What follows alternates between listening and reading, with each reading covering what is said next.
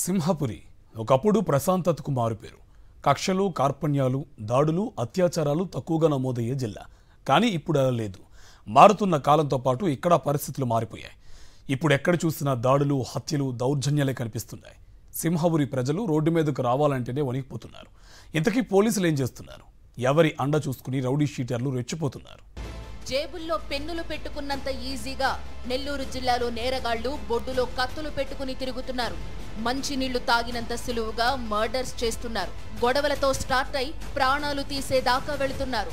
ఒకప్పుడు ప్రశాంతతకు మారుపేరుగా ఉన్న నెల్లూరు జిల్లాలో గత కొద్ది రోజులుగా వరుస హత్యలు, దౌర్జన్యాలు, దాడులు అందరినీ కలవరపెడుతున్నాయి. రౌడీ షీటర్లు, అల్లరి మూకలపై పోలీసుల నిఘా లేదన్న ఆరోపణలు వినిపిస్తున్నాయి. దీంతో జిల్లాలో శాంతి భద్రతలు గాల్లో దీపంలా మారాయి. రోడ్డెక్కాలంటేనే సామాన్యులు భయపడే పరిస్థితులు నెల్లూరు జిల్లాలో నెలకొన్నాయి. గత నెల 14న పొదలకూరులో సుజన్ కృష్ణ అనే యువకుణ్ణి 6 కత్తులతో దారుణంగా హత్య చేశారు. పాత కక్షల నేపథ్యంలోనే ఈ హత్య జరిగిందని పోలీసులే చెప్పారు. ఈ నెల 10న కారు డ్రైవర్ వాసును కొందరు కిరాతకంగా పరిగెత్తించి మరీ చంపేశారు. డెడ్ బాడీని చెత్త కుప్పలో పడేశారు. కొద్ది రోజుల క్రితం పెన్నా నది వద్ద మద్యం మత్తులో ఉన్న ఇద్దరు ఓ వ్యక్తిని చంపేశారు. అయ్యప్ప గుడి ప్రాంతంలో బొడ్డులో కత్తి పెట్టుకుని తిరుగుతున్న యువకుణ్ణి ప్రశ్నించాడని భక్షు అనే వ్యక్తిని దారుణంగా హత్య చేశారు. ఇవన్నీ మచ్చుకే. ఇలాంటివి ఈ 9 నెలల కాలంలో అనేకం జరిగాయి. నెల్లూరు నగరంలో వారంలో కనీసం 2 మర్డర్లు జరుగుతూ ఉన్నాయి. దీనికి పూర్తిగా పోలీసుల బాధ్యత వహించాలి.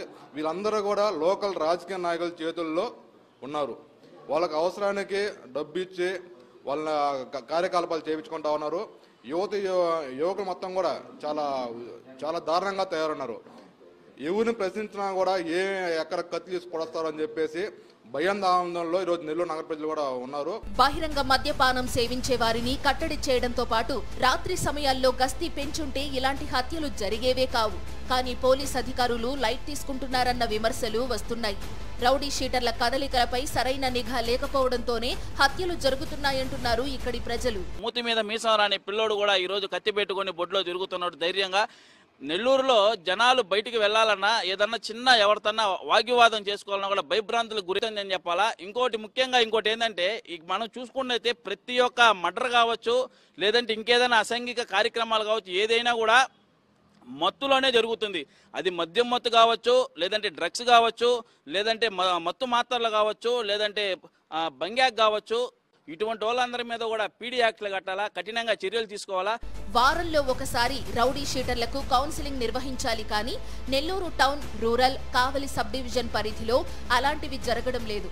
రాజకీయ నాయకుల ఒత్తిళ్లతో రౌడీ షీటర్ల జోలికి పోలీసులు వెళ్లడం లేదన్న విమర్శలు వినిపిస్తున్నాయి. దీంతో పోలీసులంటే నేరస్తుల్లో భయమే లేకుండా పోయింది. 2024లో 43 హత్యలు, 116 హత్యాయత్నాలు జరగ్గా ఈ నెలలోనే 4 హత్యలు జరిగాయి. ఉద్యోగం చేయడం చాలా సులభతరం అని భావించేటువంటి నెల్లూరు కూడా మరో బీహార్ లాగా తయారవడం కూడా చాలా బాధాకరం. ఎందుకంటే ఇటీవల మనం చూసాం, గత 2-3 నెలల్లోనే విపరీతమైనటువంటి హత్యలు, హత్యాయత్నాలు ఇన్ని జరగడం కూడా నెల్లూరులో చూస్తూ ఉన్నాం. ఇక్కడ ఉన్నటువంటి అధికారులు ఎవరైతే ఉన్నారో ఖచ్చితంగా నైట్ పెట్రోలింగ్ నిర్వహించాలా. అదేవిధంగా ఎవరైతే నేర ప్రవృత్తి కలిగి ఉన్నారో వాళ్ళందరి మీద కూడా నిఘా ఉంచాలా. నెల్లూరు సిటీ, నెల్లూరు రూరల్, కావలి, ఆత్మకూరు సబ్ డివిజన్లో పోలీసులు పోలీసింగ్ కంటే రాజకీయ నేతలకు భజన చేసేందుకు ఎక్కువ ప్రాధాన్యత ఇస్తున్నారన్న విమర్శలు వినిపిస్తున్నాయి. పోలీసుల పేరు చెబితే వణికిపోవలసిన నేరస్తులు వారితోనే దోస్తీ చేస్తున్నారు. శాంతి భద్రతల పరిరక్షణకు కృషి చేయాల్సిన పోలీసులు స్టేషన్లను సెటిల్మెంట్స్ కోసం, వైఎస్ఆర్సీపీ నేతల్ని బెదిరింపుల కోసమే వాడుకుంటున్నారు. ఇప్పటికైనా పోలీసులు కళ్లు తెరిచి నేర నియంత్రణపై దృష్టి పెట్టాలని జిల్లా ప్రజలు కోరుతున్నారు.